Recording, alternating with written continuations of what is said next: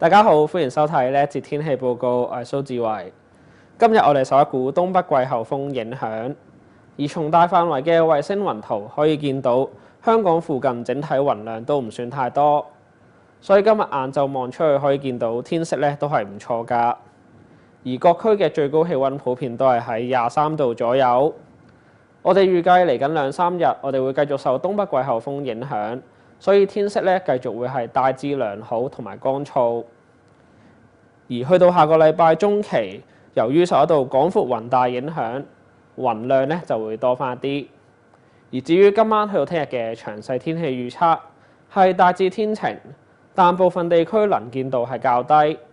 聽朝市區最低氣温大約19度，新界係會再低幾度。日間乾燥，最高氣温大約23度，而風方面就會吹和緩嘅東至東北風。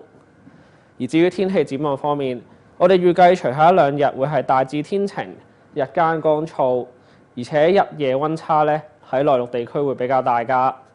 而去到下個禮拜中期，天氣咧會係大致多雲。呢一節天氣就同大家睇到呢一度，我哋下次見，拜拜。